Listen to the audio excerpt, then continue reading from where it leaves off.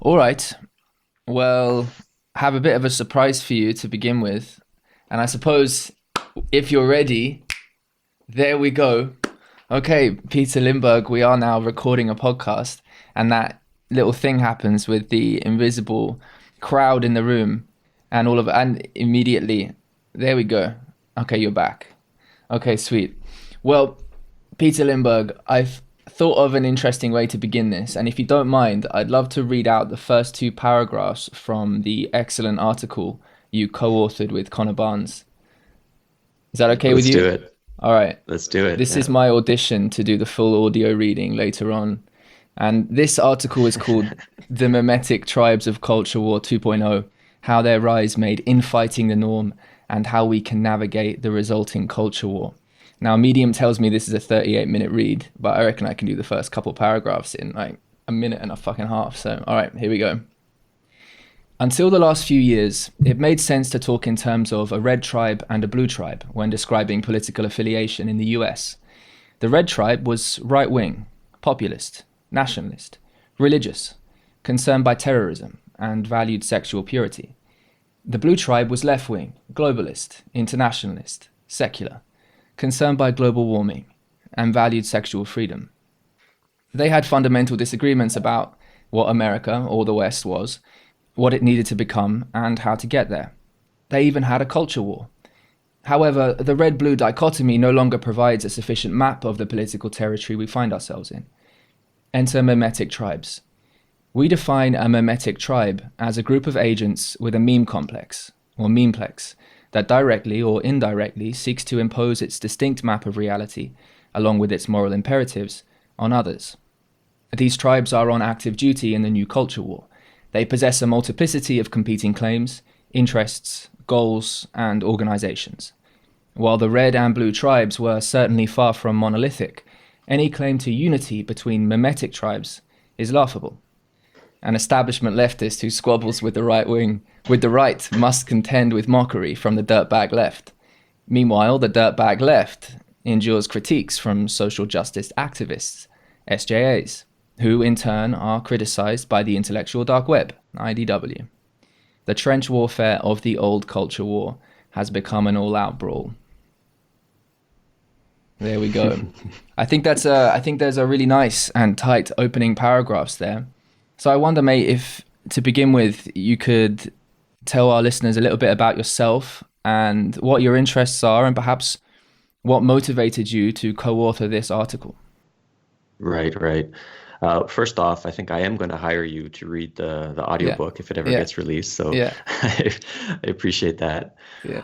Good. About myself, so I organized this group called Intellectual Explorers Club here in Toronto. And it's kind of a group that is meant to explore ideas with maximum charity and kind of expand our current map of reality, Hmm. right? And how we do that, we engage in book clubs, debates, lectures, and just have kind of spitballing type conversations and put ourselves at the edge of our thinking, because that's sort of like a scintillating activity for myself, is to put myself at the edge of my thinking. And it really was sort of started off as a selfish project for me to create this group, because I took philosophy when I was a university student, and I hungered to get this intellectual engagement back in my life. So I created this group. But then it kind of transcended that purpose a little bit, and it inspired me to engage in, I guess, collective sense making. Because when I was the host and facilitator of these groups, and when I still happens today, there's this fragmented kind of almost schizophrenic feeling I get, Yeah. because all these people are just shouting their reality tunnels, their ideologies, their philosophies, and I'm trying to contain it all and at the same time facilitate a dialogue to get everyone sort of level set of what we're doing here, what we're talking about. Hmm.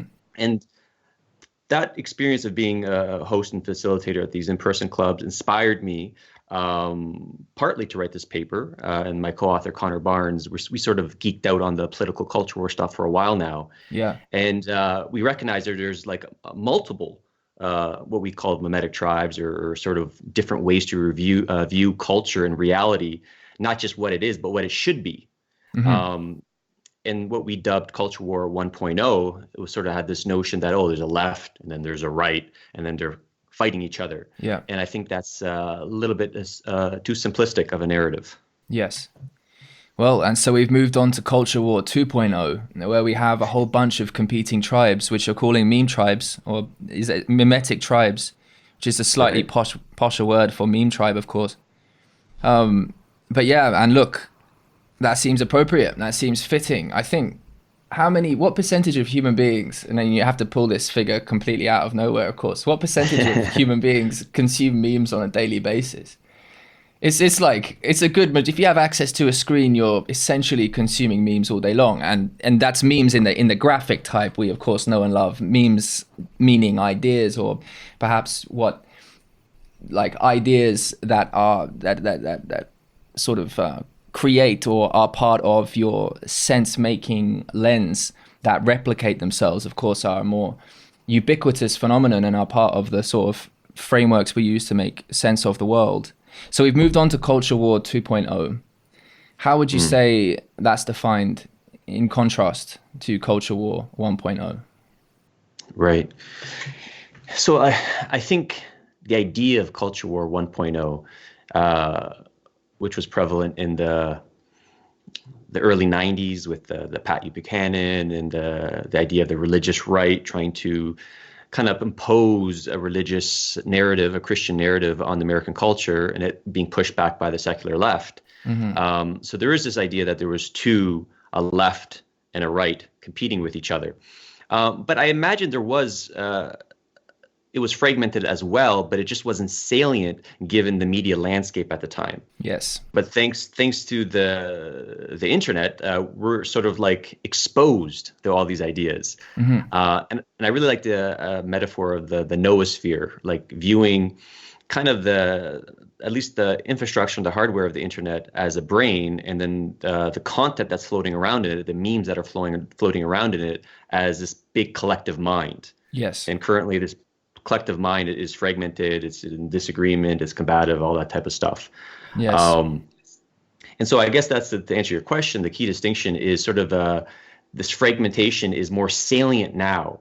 And when people on the left just call everyone everyone's a Nazi or this, but if you kind of zoom in on that container of what some people consider the right, there's very little disagreement amongst all these different kind of segments. They might have broad coalition and might have broad agreement, but they're infighting maybe more so than they're outfighting. Right. Yeah, of course. Yeah, one of the particular infights you mention is between the alt-right and the alt-light. So the alt-right, of course, don't like the alt-light for trying to limit some of their claims to do with, I suppose, the alt-right is genuinely typified by wow, all of a sudden we're walking into this territory and I have to formalize my thoughts on it in a way that's coherent.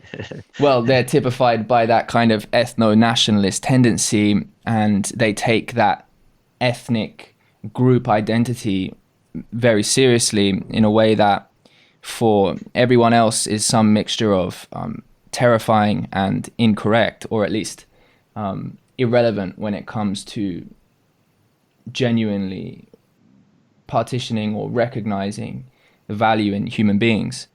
And of course, they don't like the alt-light. I mean, you often, I suppose, hate what you see as the turncoats within your side more than anything else, which is, of course, we see a phenomenon we see on the left as well.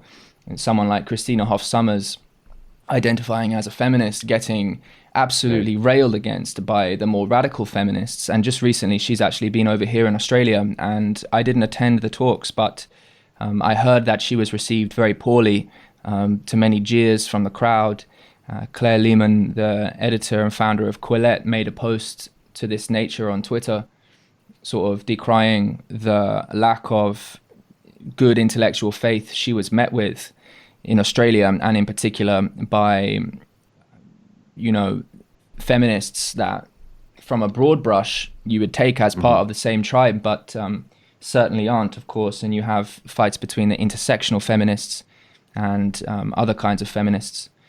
So we have this fracturing. And I have this this definition here of memetic tribes that you give in the article, and you define memetic tribes as a group of agents with a memeplex, that directly seeks to impose its distinct map of reality, along with its moral imperatives on others, right? And the goal is to win the culture war, or at least not to lose. So an important change, you might say, or if it's not a change, just a bringing to articulation something that might always have been the case to some degree amongst human beings, which is that rather than just a political position, there are immediate moral imperatives, moral attitudes associated, and moral judgments associated with your identification to any one of these tribes, which is one of the things that makes conversation really, really difficult. Because as soon as you get a little trigger that someone belongs to this tribe or that tribe, whether it's the color of their hair or who they listen to on a podcast, all of a sudden, I presume something even physiological happens, you know, you maybe get the flood of this sympathetic response in the nervous system. And it's like, oh shit, this is a motherfucker. Like I went into a bar the other day where we recorded an event, a conversation, which will be out soon. I went back in there to talk to the manager and thank him and ask if I could use his voice, but he had quit. And they were like, yeah, when you put this event on, that was the thing that did it for him. And he quit after that. And I was like, is that a joke? I'm not sure if it is. But anyway, this you know, lady behind the bar was wearing a t-shirt that was down with the patriarchy or something like this. And we had a nice interaction. But then I mentioned the t-shirt, you know, and I was thinking, what tone of voice do I need to use here so I can mention the patriarchy or something like this without it causing like some kind of attrition that will stop this interaction? And I said, well, what comes after the patriarchy? But, you know, I have a private school accent from England. So generally speaking, if I was to say something like what comes after the patriarchy, it might be understood as some kind of conflict, you know. And she turned away, and he felt like that little bit of tension there, and she wasn't willing to continue the interaction. So you have to find some ways of bridging or speaking to ways of relating to someone who might be very, very critical of someone who doesn't, let's say, embody the right memes, present the right memes to be taken as part of the tribe so that you can have a certain kind of conversation. Now, interestingly, I'm pretty sure you've identified the kinds of people who wish to do this as having their own tribe. Is that right?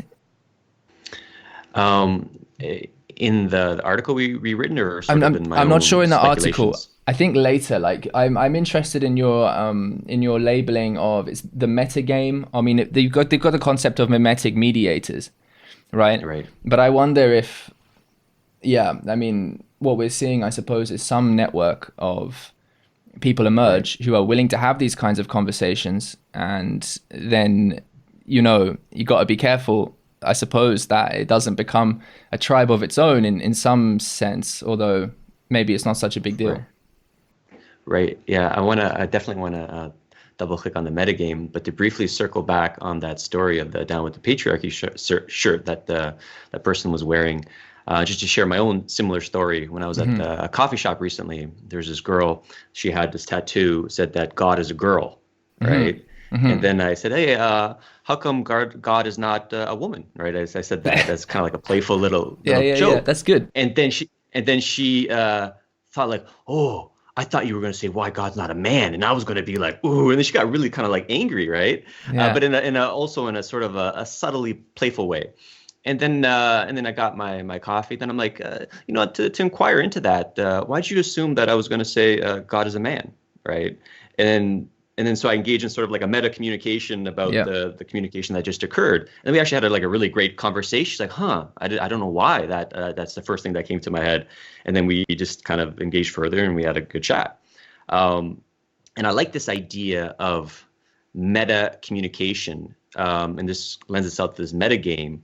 The idea that you can kind of step out of sort of the game that you're playing, the finite game that you're playing, and then see all the other type of finite games and have a conversation about it in a sort of a non-judgmental way. Yes. No, I think that's an excellent idea. And I mean, on the ground level, that takes a lot of, I would say, skill when it comes to being able to identify what are the trigger points really for people and their Right. particular memeplexes. But in another sense, and I don't really approach things like that when I get about and talk to people. Which I do quite a lot, and in fact, I actually have an event coming up. I haven't put it online yet, but the posters are up at the venue. It's not going to be recorded, and it's going to be a step into trying to be this role of. I can say it to you. I'm not going to say it out loud exactly to people at the event. I'll be trying to be a memetic mediator here, but Right. Nice. but between you and I and our listeners, I suppose, we'll be having this event titled "Ego, Self, Masculinity, and Femininity." I'm going to get together a panel of people, and I'm going to have a wireless mic and going to try and set up the space of this bar so that there is sort of a circular facing, or it's kind of like a long rectangle, but people sitting on the perimeter and be having a conversation and an interactive forum, just having people express what masculinity and femininity mean to them, and to attempt to create this container where it is about this co-exploration, where most importantly, what is valued. A few things are valued, but one important thing for our purposes right now is the belief in the dignity of the human spirit. Just the idea that there's something fundamental about all of us that has value, and it's at this more fundamental, existential, perhaps even spiritual level where we are ultimately connected, and where some important source of our value is derived from. And I think, and I can speak a little bit about what I mean about that perhaps now or another time, but I think there's something about embodying that place of connection and a genuine goodwill towards other human beings, like a real embodiment of that I believe, at least I hope in many cases, certainly believe for a lot of them, that it's possible to conduct interactions from this place and have that be a way to, disarm might be a functional word here, but certainly find some way to talk to the part in someone that's really willing to relate authentically. But nevertheless, depending on when the particulars of a given person and how receptive they are for dialogue, perhaps a state of their nervous system to some degree, you might have to really make sure not to tread on the wrong landmines, and so you can begin this kind of discussion. But I think it's a really worthwhile endeavor, and I would invite everyone listening right now to follow you and all the things you post about it. There's a couple other people in this network who have got really good ideas and who are really tackling this question of how to genuinely have effective, meaningful conversations on the ground, given the context of this culture war 2.0, which is something we're really only beginning to get to grips with, in my opinion. Right. And I like that. I like that idea that you're doing that in-person event, because I think that the topic of masculinity, especially, is a trigger worthy on many fronts. Right. It's like I like the term that the metamodernists use, philosophical allergies. Right. And that's the word toxic masculinity, or just masculinity itself, is such a word that has so much emotional weight into it. So that's a good topic to engage in memetic mediation with. And then just to touch on that point that you made about kind of the spirit of engagement, and it's like, you can get, this is what kind of separates me and what I think I'm doing from sort of like the rationalists or the more atheistic tribes, how they're really concerned with truth and objective truth and getting things right. Yeah. And I do think that is important, but when it comes to dialogue, I'm more interested in the act of understanding, right? It's like, just shine a light on your map of reality and just understand it as best as I can. And I'm probably going to get it wrong. I'm probably going to stumble. It's probably going to be messy. But just that spirit of understanding, I think people feel that. And it's disarming. And then it's like, okay, the fight or flight response is not being enacted right now. This person, it means goodwill. And let's have a talk. And I think, regardless, from my experience engaging with many different people that are belong to these memetic tribes, you can engage in dialogue if you come in with that spirit, or you create a container, a modality or in-person kind of framework that allows for it. Oh, 100%. I mean, What do we like in interactions with people? We like, we bloody like to be heard. I think on some level we we like to know and feel that in some sense something that's authentic to us about what we want to achieve is in principle, it's like it's on the table for good development. It's on the table. It's on the table for growth. When we're coming into relationship with someone, it's more meaningful if a part of us that's really willing to grow and develop is in touch, is activated, and it's kind of being reciprocally realized with someone, right? And this can take place in an intellectual conversation, but for some of the reasons we've discussed, that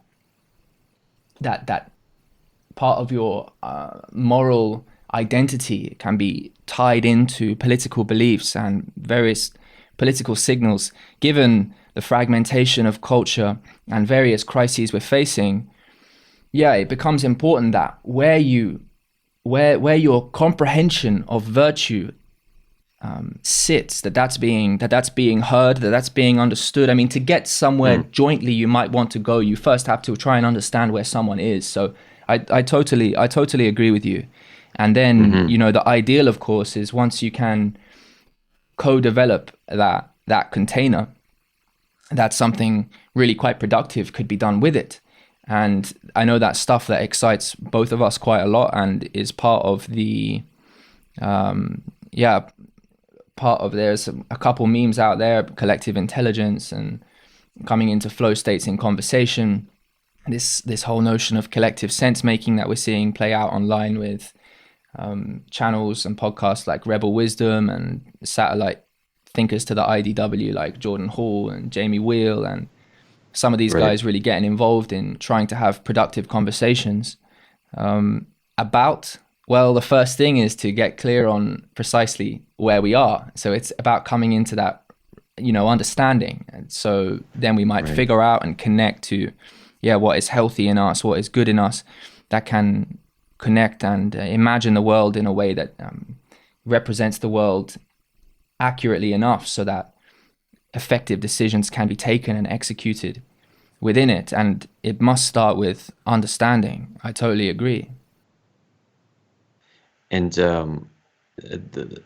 what you said there about the values, and we listed on that white paper and that sort of that spreadsheet that I recommend your listeners check out. There's a spreadsheet that lists all the Memetic tribes and they're sort of like their taxonomy. And we said we labeled it the sacred values, right? And I think a lot of these in tribes and people, it's like their sacred values are always at threat, and they're always like need to be ready to defend them. And so if you shine a light and say, I'm going to understand your sacred value, right? It's almost like an act of love on their sacred value. And then it sort of opens the door, says, you know what, like I have a different sacred value and let's have a discussion about it. But sort of that move of understanding and making sure you let the other person know you understand, I think should come first if you want to have that dialogue to take place. Yes. I think it's absolutely critical. So what I did yesterday is I took myself out and I went through that article and I went through some of your recent tweets. And I have here a list of that's my fucking research. So I have here a list of items that all of which I think we could discuss for quite some time. And I think we've set the stage now decently well enough. I mean, before I touch on any of these, I might ask you, because how many meme tribes do you identify? Is it like 20? On the spreadsheet, there's a lot, right? But then there's smaller main ones. There's more than 20, maybe even. Yeah, I think there's 32 that we listed, but of course there's many more that I got introduced to after writing that paper. For example, the meta-modernists, I was somewhat aware of them, but I didn't realize that they were bigger than they actually were. And they really dig the paper and they reached out to me. So that's one that I would include if I were to rewrite that. But yeah, we listed 32. Yeah, cool.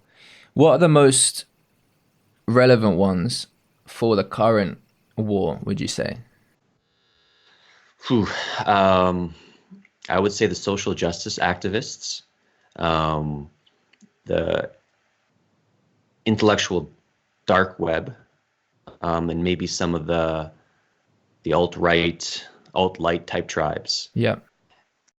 You also have the dynamic of the establishment left and right as well, which play a very interesting role still, because you would say they're the ones that are they're pulling the reins of mainstream media. And so really for a large percentage of the population, and still in some sense, look, if the world really was burning, I would look at Reddit, and then once Reddit had basically convinced me, I'd still try and find a news article that was from one of the mainstream media outlets, and be like, okay, so even though there's a lot of criticism, mainstream media is dead and what have you, it's like there's still something, maybe for our generation, I think part of our collective psyche still has an affinity for these institutions. And in some sense, the part of the frustration, I mean, when you see people like Eric Weinstein, he's been tweeting recently, obviously him and Brett tweet all the time, and they're very much involved in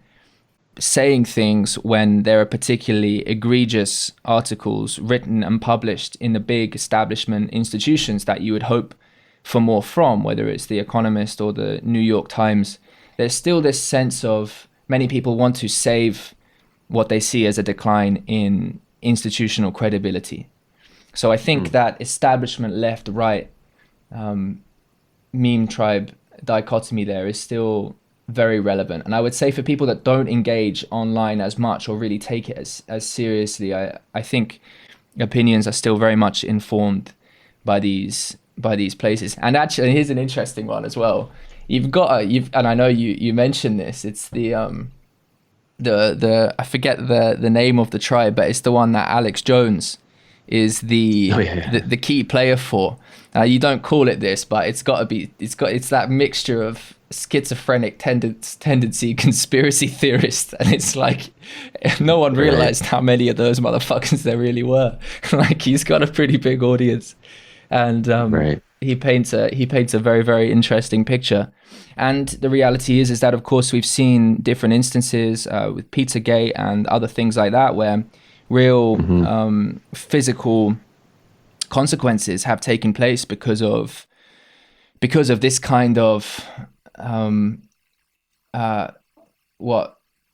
spastic sense making in some sense. So but there's a lot. There's many more you mention, and the Jordan Peterson sorters. That's one.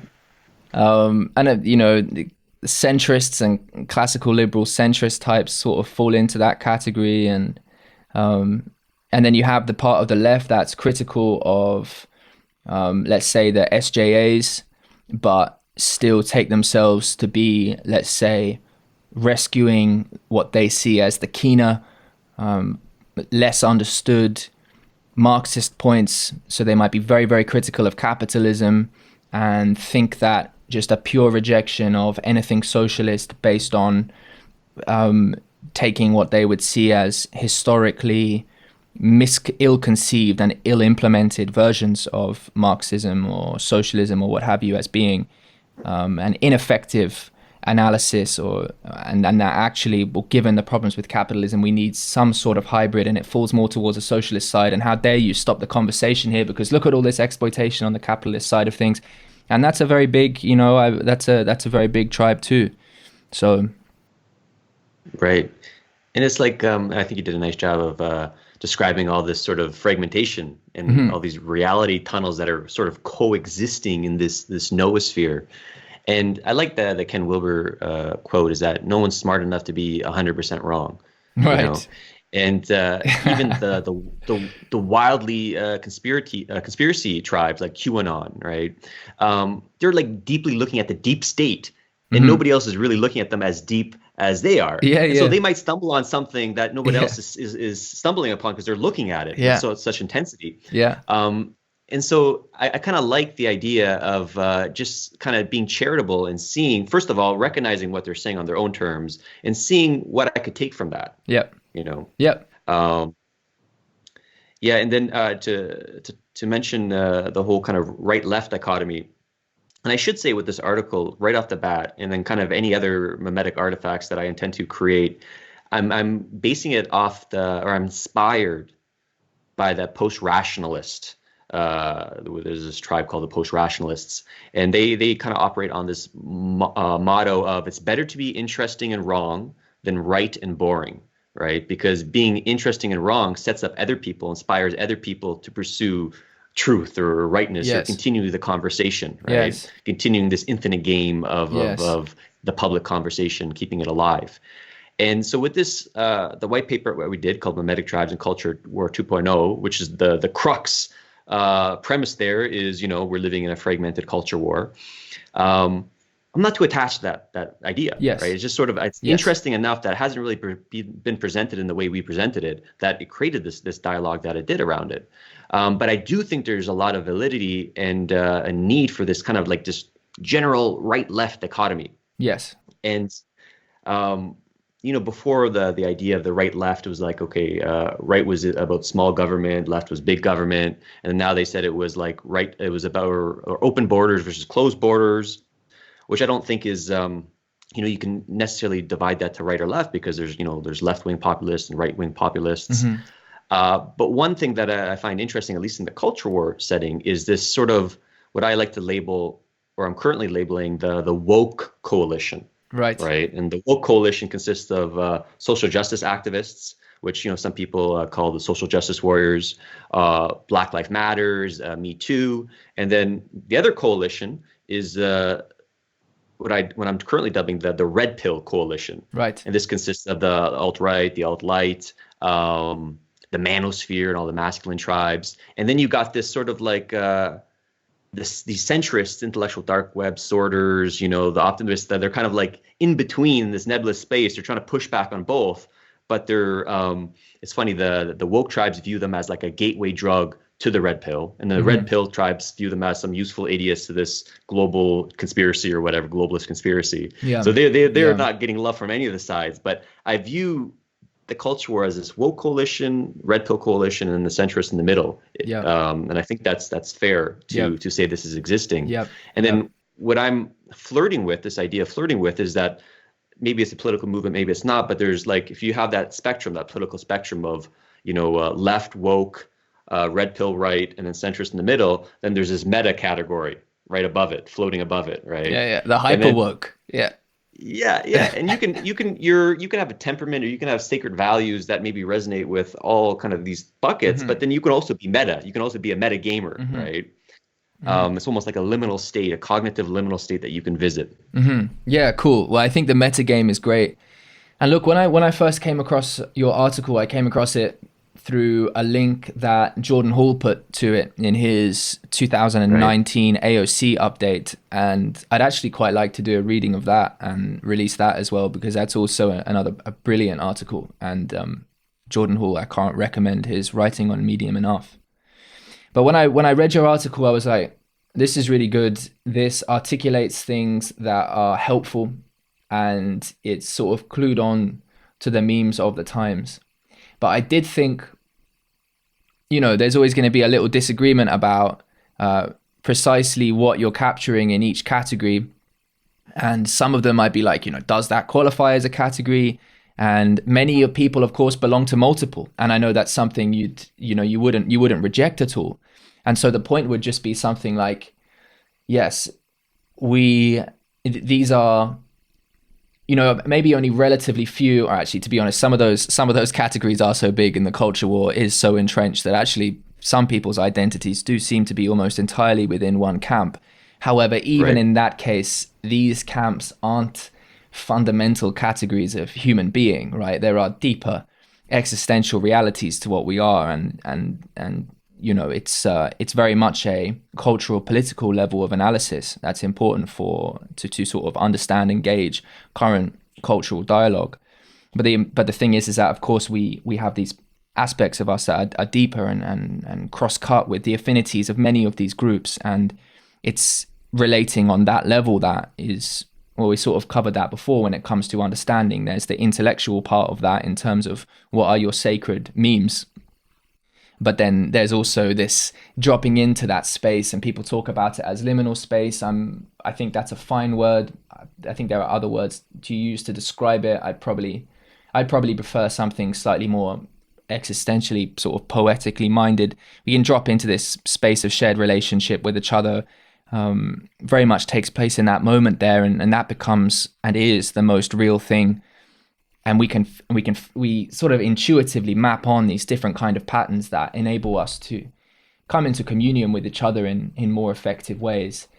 So I guess it's probably unnecessary to stress, but let me stress it for us that these categories aren't meant to trap people in them, quite the contrary. However, nevertheless, the idea of the metagame and playing the metagame, which, I mean, if I'm getting you right, to put it into other words, would be something like, the capacity to recognize the values in different tribes and to incorporate other levels of analysis that look to explain the rise of this kind of tribalistic phenomenon altogether. So maybe taking evolutionary theory, maybe existential philosophical theory, maybe some kind of spiritual approach where you're looking to understand the proclivities within individuals that have them align with these different tribes, not just proclivities within individuals, but also conditions of the time and economic conditions of the time and technological changes of the time and different crises we're facing that might put pressure on people to be part of one group or another. And so the idea is that in separating oneself from an affinity with one particular memeplex, let's say, you're able to recognize how those different parts of a fractured culture might actually be one maneuvering whole that is worthy of love in all its areas and worthy of tending to. Now, something flagged up, sorry, I'm going on a bit of a ramble here, but like part of what flagged up there is like some people be like, well, what about those alt-right types, or what about those real radical leftist communist types? Are they worthy of love too? It's like, yeah, actually, in some important sense, they have to be. That doesn't mean you endorse what their propositions are or endorse what their actions are. Like, far from it. You can put a hard no to that. But that there is a human being to understand there, right? That there is something about that proclivity and about that position in society that is reflective of a broader phenomenon that must be understood, and so from an important sense must be related to, must be really held, right? Must not just be forced away so that you're not paying attention to it and not really trying to understand it. Yes, you have to look at it with some sort of open mind so you can at least get clear on what the current map is we're working with. Otherwise, how on earth could you hope to fit it to the territory or what the territory should be? It's like there's a lot of threads that can go down there. I'm currently flirting with a panentheistic view of God right now. And that's the idea that God is reality, right? And so if you love God, then you love reality and everything that reality consists of.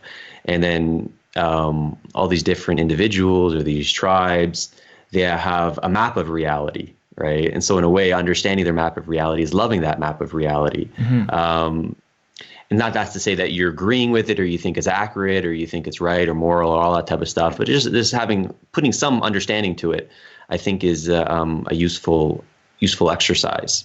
And sort of what I like is sort of having a map of maps, right? So this is cultivating a map of all the various maps of reality out there, right? And let's say if somebody is truly evil or needs to be stopped, like it's like Sung Soon, like know your enemy, know yourself, know your enemy. But if you have this kind of cartoonish version of your enemy, you don't really understand them, then you can't really even effectively fight them, right? So there's on multiple levels, I think it's an important exercise to have an accurate understanding of somebody else's map of reality. Yeah, 100%. All right, so here's a couple interesting things we might do. I've written down each of the 6 crises that you recognize in the article. So we could talk about those, but and perhaps, and you know what, perhaps actually we'll come back to that, because I want to, because you mentioned the blue pill and the red pill before, which Right. of course comes from the Matrix and has definitely entered popular culture in a major way, right? And it's like the red pill as being the thing that wakes you up from the Matrix or the status quo that was, in this state of illusion. So the red pill is this shot of disillusionment. But the thing is about the red pill is that it doesn't things shouldn't stop at the red pill, right? You might be critical of something. You might recognize that, hey, the emperor has no clothes. Like, there's something real strange about what's going on here. And actually, I feel more in touch with what's really real, given I understand this world from this new perspective. But what happens then, right? Because, what matrix have you just woken up into that you think is real because it's differentiated from your previous matrix? But our strings are always being pulled by something, it seems to me. And enter here what, if I'm right, might be, if we want to continue with this metaphor of pill taking, we have the gray pill. Right. So maybe you could describe to me what the gray pill is. Right.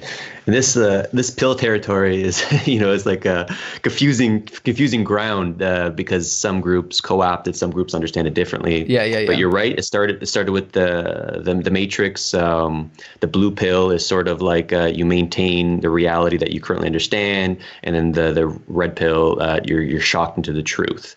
And then the what I said, the red pill, the right, the reactionary right, they kind of really co-opted this meme of the red pill. And I think it started with the manosphere or the men's rights activists, and then it kind of got enlarged to the alt-right, and then neo-reactionaries. But the crux of it, like the red pill being awoken to the truth, you can say the woke tribes have, that's their version of the red pill, being woke to the systemic discrimination of society. Yep. That's being red pill, Yep. right? Yep. And then in addition to this, the dissident right, the reactionary right, they really seem to run with this pill metaphor. So there's like the blue pill, there's the red pill, there's a black pill, like you're just so nihilistic. And then now there's just something called the honk pill, like a honk pill. Good. Which we can, maybe that's a rabbit hole we can get Good. down into. But when I mentioned the gray pill in the article, it was actually the post-rationalist tribe, Venkatesh Rao from Ribbon Farm. He coined that term.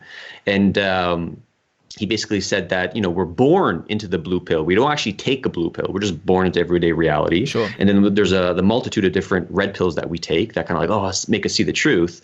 But then the gray pill sort of muddies the waters a little bit. It adds uncertainty to the mix. It adds nuance. Right. And then that could lead to an existential crisis. It can lead to confusion. But he argues, and I tend to agree with it, in order to fully feel intellectually alive is to start being comfortable with being gray pilled. Right. Yes. No, absolutely. So really the gray pill, as what I just hear there, is the quite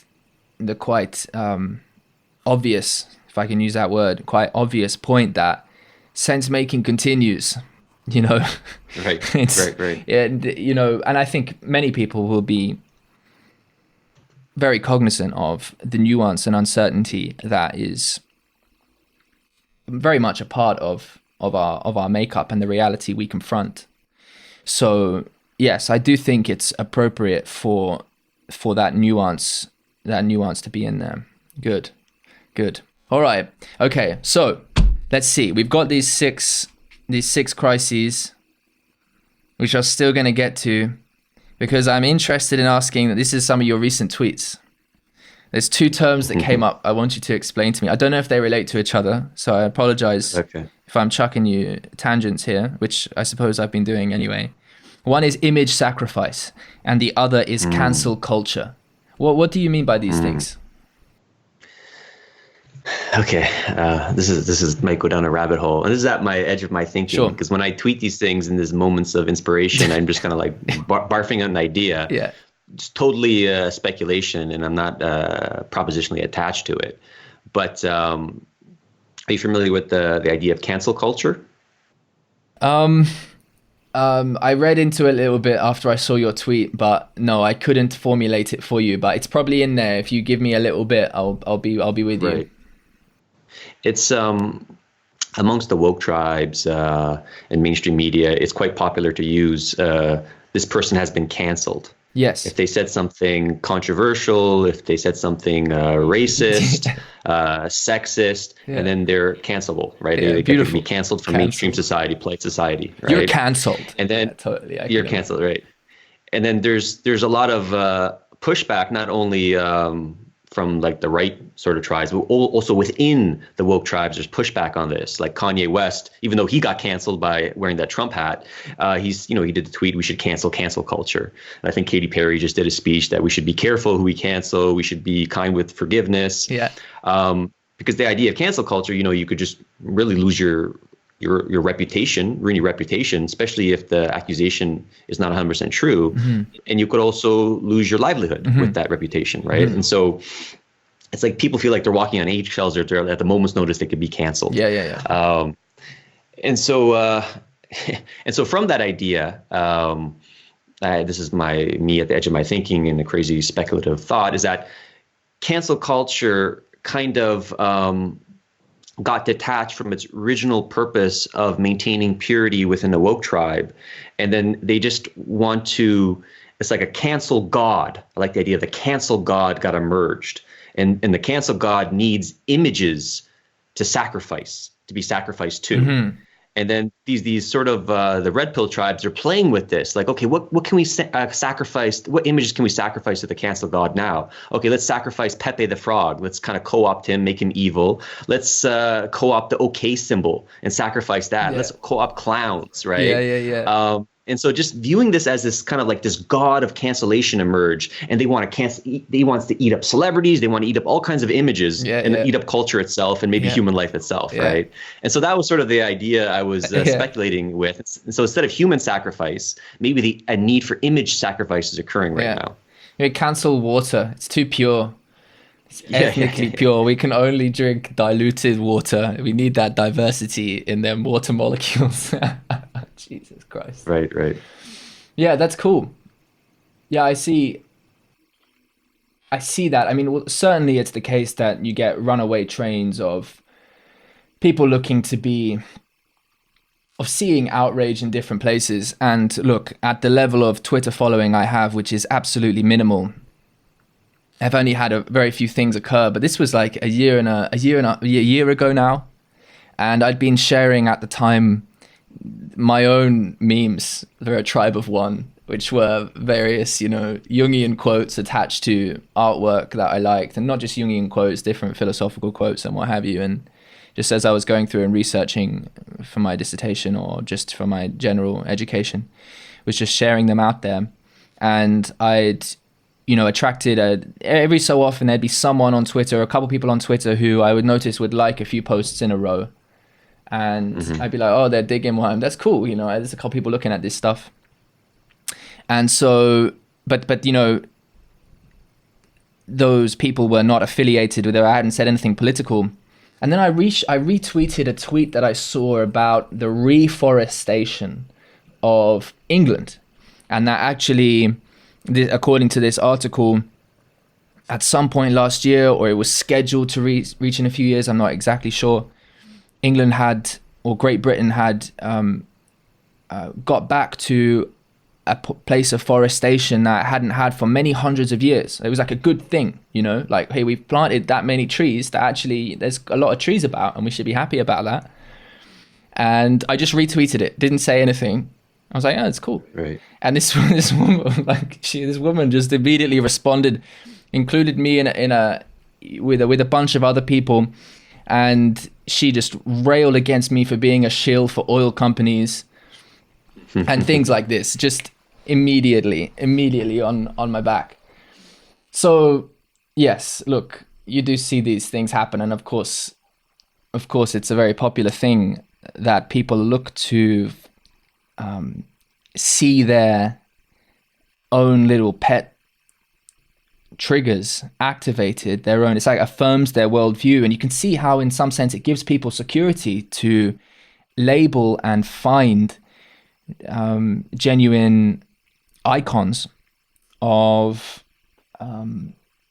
that affirm their worldviews in these cases, and sometimes those icons are real, but that there's this runaway train of this putting people down, this wanting to be that virtuous, be wanting to be that pure. It's very dangerous on the purity grounds, right? When people start, like I've heard it spoken about, a big player in genocide, I'm pretty sure, is the psychological measure of disgust sensitivity as a measure of conscientiousness. Right. There's something, I think Jordan Peterson makes this point when he talks about, he read Mein Kampf, Hitler's work, and studied the Nazis and made note of the frequent usage of this Hitler as mentioning how he wanted the Germans to be a pure body, and his references were always to this theme of purity and what violates that, like, and what do you do with something that's impure? What do you do with vermin? What do they're in your house, you exterminate them.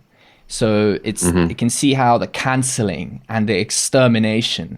I mean, canceling is very much like it's like the reality TV version. it's like someone's identity is tied into this. Let's cancel them, But I'm with you. I think that's cool. I think they're two terms, they're image sacrifice and cancel culture. I think they're worthy additions to this conversation.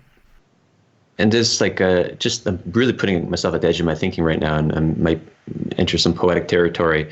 But let's just say if this cancel culture kind of gets detached from its original purpose of sort of policing, the purity of the woke tribes, and it's just sort of like this hungry force to just cancel for its own sake, right? The cancel god emerges. Right. And this culture war, this sort of confused soup that we're living in, it's really damaging our collective sense making, right? And I like to view it as an existential crisis that prevents us from addressing other existential crises, right? And so while this cancel God is canceling everything, right, it's just kind of setting up us to be canceled as a human race, right, if we don't address these existential threats. Yeah. So I'm trying to figure out how to maybe link that more articulately in an essay format, but that's sort of an idea that I'm playing with. Yeah. Look, worthy idea. I mean, one thing I would point to, of course, is that there's many tendencies within us, even staying within this field of memetic identification into these different tribes. There are many versions of those, I think, that are setting us up to be cancelled, right? I think if you take only the black pill and fall into some sort of nihilistic spin, then this is a problem. And look, there's many nihilists out there that say, you don't understand nihilism. Nihilism's actually emancipatory, because then once you understand that there's no objective meaning, then you can just create your own meaning. And it's like, okay, well, there's a big conversation to get into there. I would say that most people who embody nihilism do not engage actively in a certain kind of meaning making that is adaptive, well, over any period of time, apart from the immediate short-term gratification one.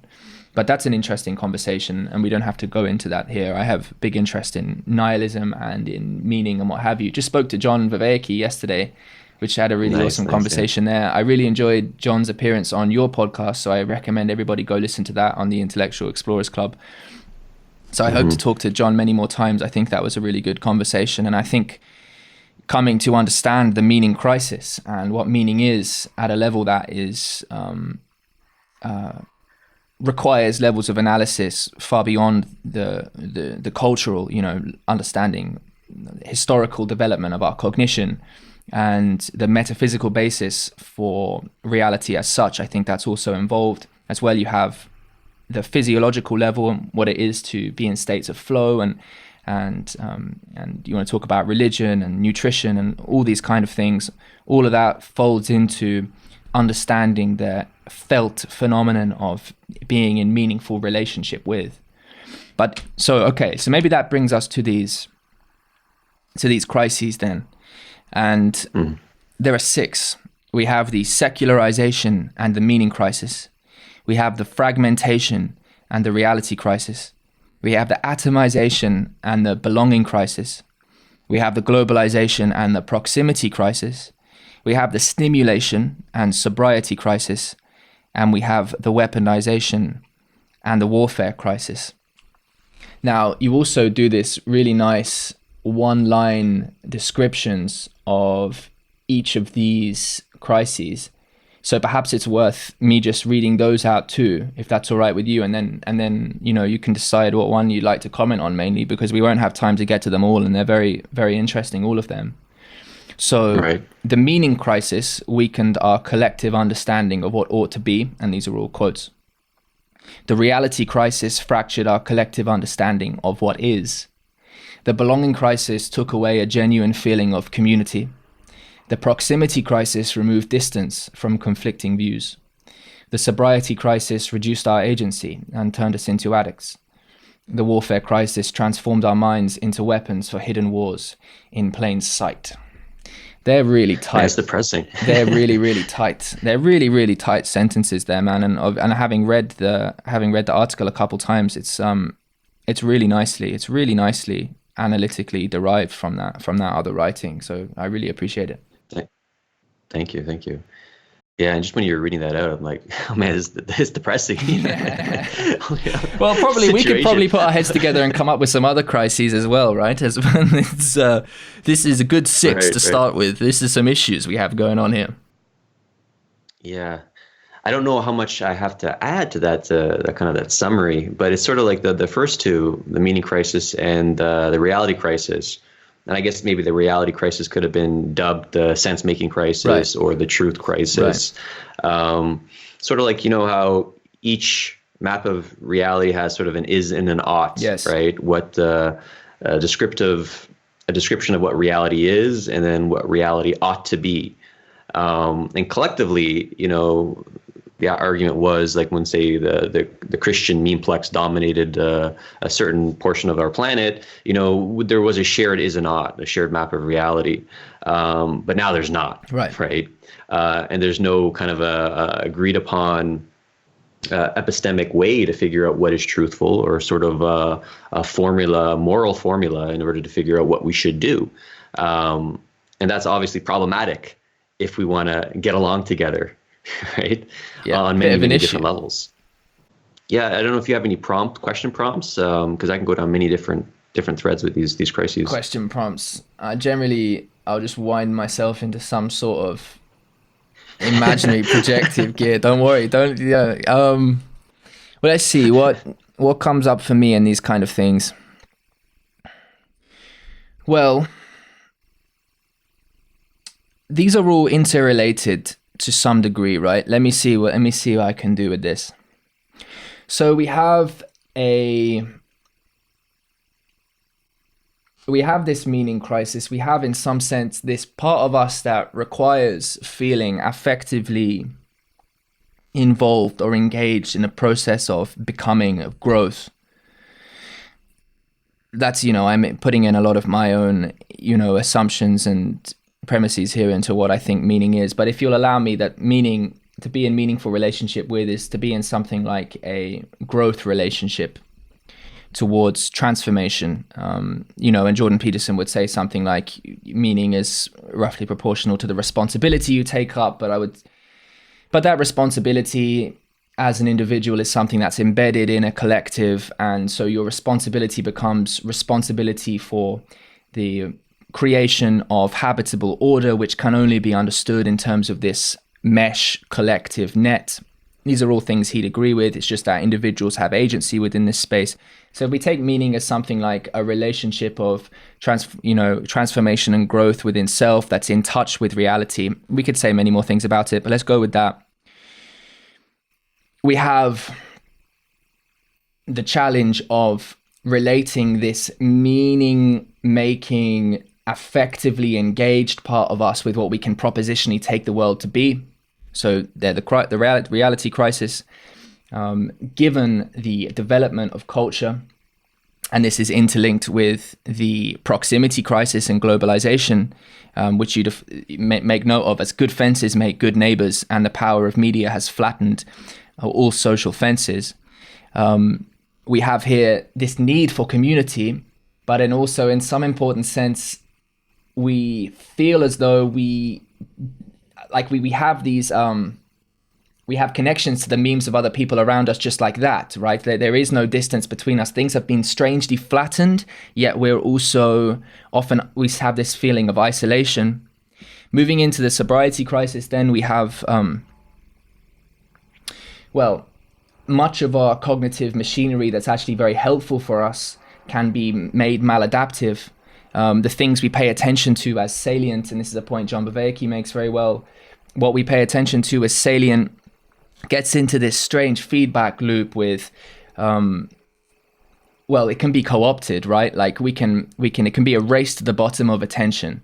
We can use things that for evolutionary reasons trigger, and just general cognitive reasons trigger our salience. So it's like, oh, that screen's presented really nicely. That meme triggers me in this way. That face is attractive in this way. That's disgusting in that way. Those words get me in that way, and it glues your attention to it. And so say you make the adaptive instincts turn maladaptive due to exposure to supernormal stimuli, the rise of the attention economy, making us memetic addicts. And you give the beautiful example of the jewel beetle, the male jewel beetle, confusing Aussie beer stubbies with a female jewel beetle, and in trying to have sex with it, getting killed for long exposure to the sun. And there's a similar thing, right? We're being attracted to the wrong things, and it's having us not be able to pay attention to these other things. So all of these crises kind of correlate to each other, and then that brings us on to 6, and perhaps this is what we can then talk about, because all of this process, all of these difficulties we're finding ourselves in, they can be weaponized and are being weaponized, whether it's by foreign governments, whether it's by NGOs with particular attitudes towards the world, whether it's by elites with economic interests. You know, everyone wants a piece of the pie, right? We are being manipulated this way and that almost everywhere we go by memes, and that's very bloody dangerous. So, for the sobriety crisis, I'll comment on the sobriety crisis and the warfare crisis, and it's something that I'm wrestling with right now, because I recognize one of the things that are harmful towards my personal sovereignty and agency is Twitter, right? And social media right now, because it's like, I find that I have to kind of say, like, what I'm trying to do right now, like, okay, only once or twice a week I go on for 30 minutes, and that's what I'm allotted, the time I'm allotted for, right? But then I find, like, when I kind of like, I want to escape whatever thing I'm doing, and then I go on, and it's like, oh my God, I'm in that rabbit hole, and then I'm like crafting these provocative tweets, and I'm getting likes on them, and then I'm like, then you're angling your tweet, like, you can be a lot more propositionally sound. You can guard your premise more, but like, oh, that doesn't sound sexy enough. Like, if I just kind of take out this maybe, then they're like, ooh, it'd be really tight, right? So then you just get trapped in this kind of addictive cycle. And so I feel like I need to, like, really just personally take myself away from it. And then there's this, Connor and I were thinking of writing this article. We're putting it on hold for now, but it's the outrage porn industrial complex. Right. There's like this idea of outrage porn, which is I think we said it was a supernormal stimuli of the culture war. Right. And then, the studies have showed that outrage causes us to want to spread memes. Right. And if we're operating in an attention economy, what's going to be encouraged in that case then? If it's the objective is the profit motive and it's just to capture our eyeballs, is to engage in outrage porn. Right. Because it works. And then this is, and this the idea that I'm playing with is that our whole we don't have a culture anymore, right? A culture is sort of like shared values and customs that bind us together. Our shared values and custom is engaging this outrage porno, right? Our culture has been replaced by an outrage porno. And it's just sort of like, the idea of 1984, perpetual war, perpetual outrage. That's what we're engaged in right now, right? And it's really making us all sort of memetic addicts. We reduced our agency, and it's a huge problem, because I know when I go down that social media addiction cycle, I'm less happy. I feel less strong. I feel less powerful. I'm not bringing what I can bring forth into the world as best as I can. And there's a tremendous amount of incentives in order for us to be these addicts. And then this warfare crisis is that like this idea that there's like World War III is already happening in the memetic landscape, right? And happening in the noosphere. And there's this unseen battle happening in our eyes. Well, it's a seen battle with our minds, our collective minds. And from like memetic mercenaries like Cambridge Analytica, from like foreign states like Russia or China, from lone wolf hackers, everyone is trying to weaponize our minds to meet their own ends. Yes. Right. And then you got the culture war profiteers who, are engaging in outrage porn in order to make a buck. Yeah. And so I like the idea that we're all complicit in this. We are all consumers and producers of this outrage porno. Yeah. Yeah. Yeah. Right. Look, that the phenomenon of outrage in our times is clearly, it's self-evidently there when you spend any amount of time online. And, of course, also when you're in touch with what the trigger points are for people perhaps in the world as well. But what's interesting, what's I think important to stress here is that there is a, I'm gonna do this. There is a transcendent ground beneath the outrage. There is a ground of genuine human connection, and there is an inexhaustible fount of love to tap into. Now, unfortunately, and well, necessarily, that love is wrapped around, in many cases, resentment for the conditions of being, and it's a bit of a challenge. You want to get down to the metaphysical level. There's this oppositional tension, and it's not all. I'm not saying it's all roses, but the reality is that you can walk around and, like just yesterday, every day, try and find these moments for gratitude and I'm fortunate to have many meaningful relationships in my life and continue to pursue meaningful interactions with people. And in almost all cases, really, in fact, look, even with the odd schizophrenic on the street or homeless person who, for whatever reason, I come into contact with and the moment is right for me to engage in some sort of interaction there.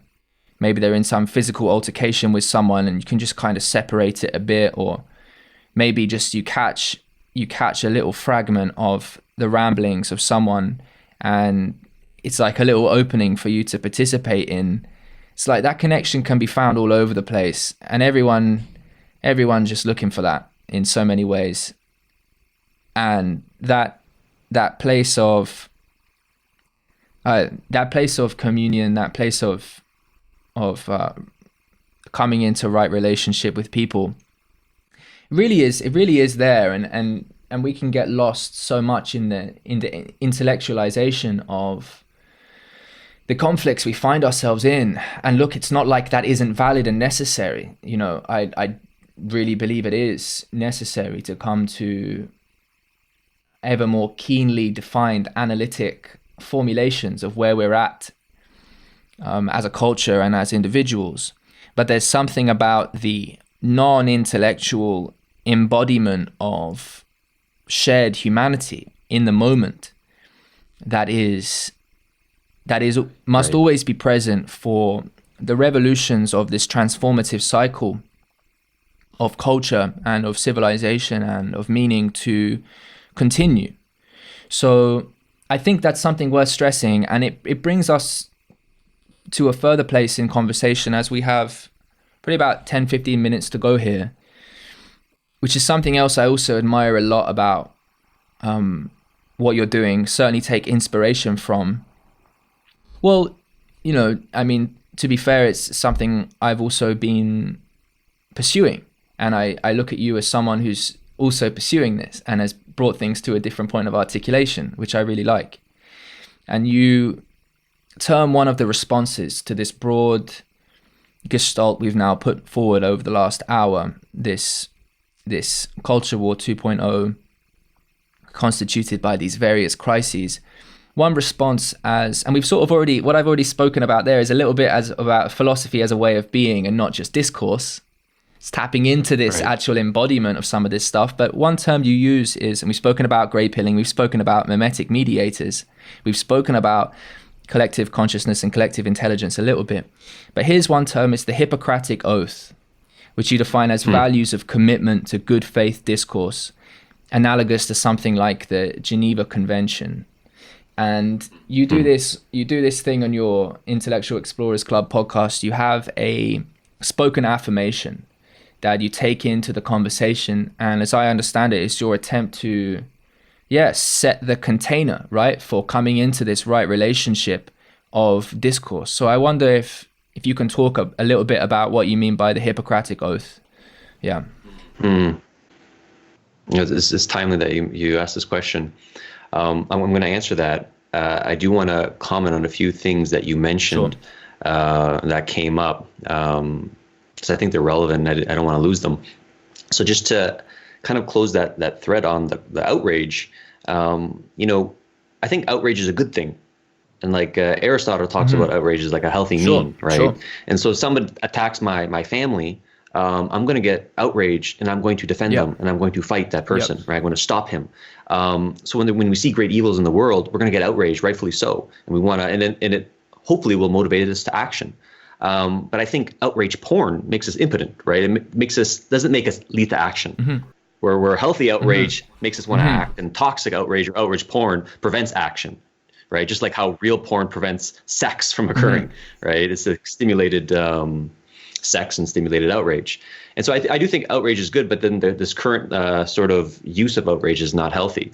The other thing that you said, what I liked, is that kind of this transient or transcendent kind of component of the humanness there that gets lost, and we can get lost in this kind of a cognitive realm. And I think it's engaging in spiritual practices is very important, very critical. And sort of my crude or my placeholder understanding of spirituality is overcoming the state of disconnectedness, right? And is becoming connected to the whole. And I actually just, when I started talking about this, I just got a wave of connectedness overcoming me, which was interesting. But when I engage regularly in a spiritual practice, my desire to love is greater than my desire to be loved, right?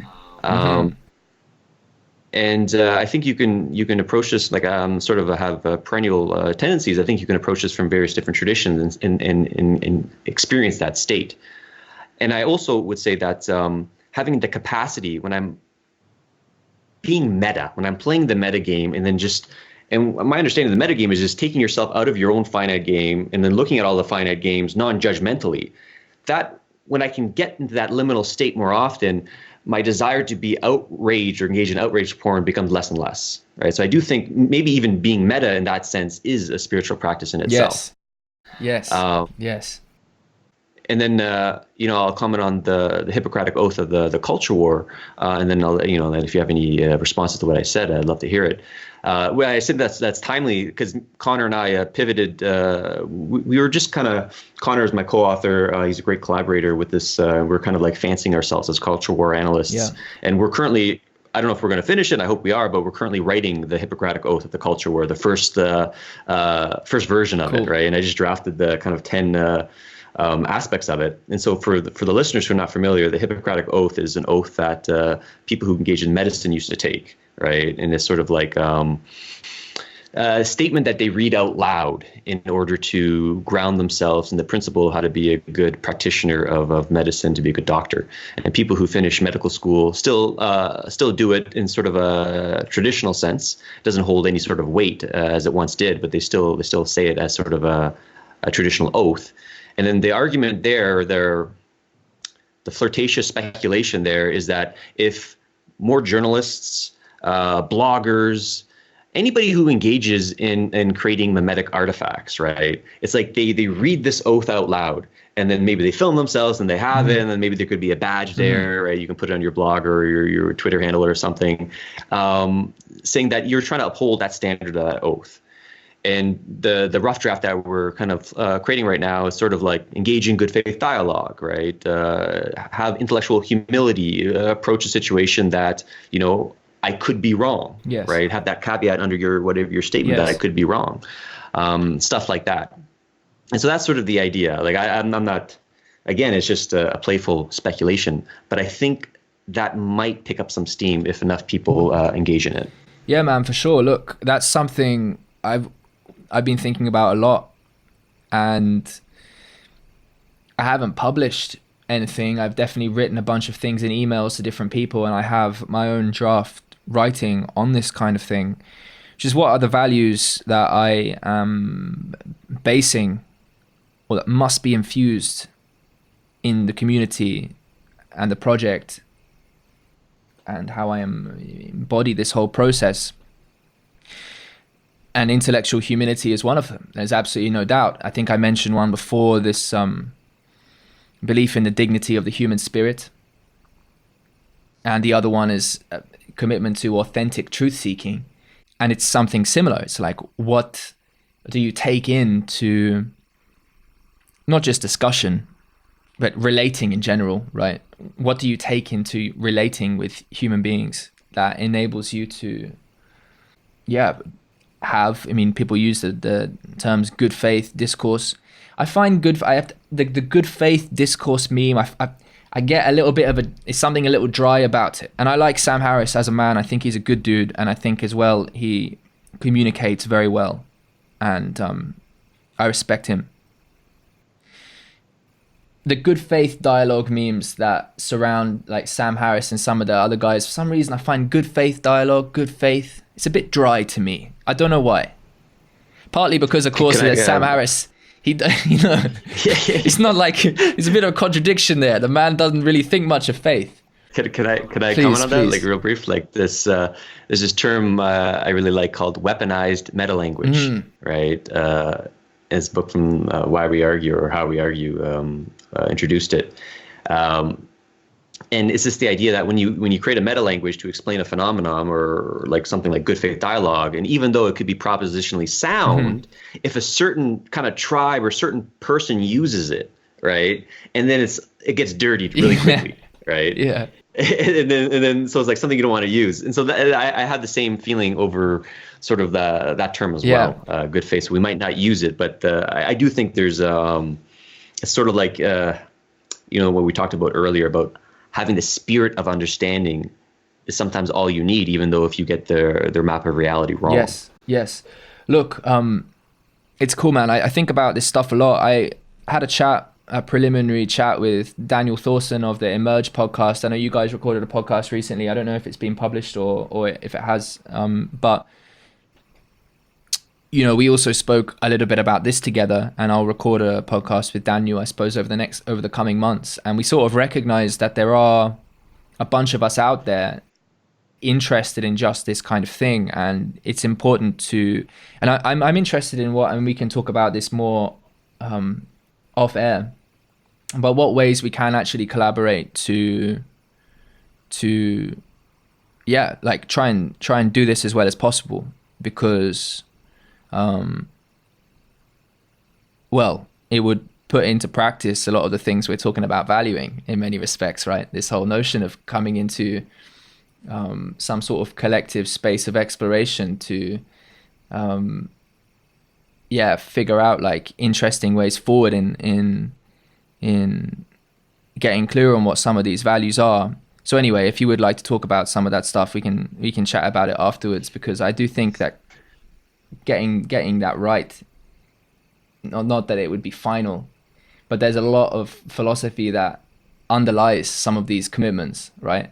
And there's a lot of fertile discussion points to be had there. Maybe I'll say this, and this could be a call to action to the listeners right now, because I did have a chat with Daniel Thornton last weekend, and and similar with you, like I feel with Daniel, there's like a brotherhood there, right? There's a kinship, and like I just met Daniel, I just met you, but we're all seem like we're kind of intrigued, interested by the same phenomenon, and we're kind of like riding the same wave.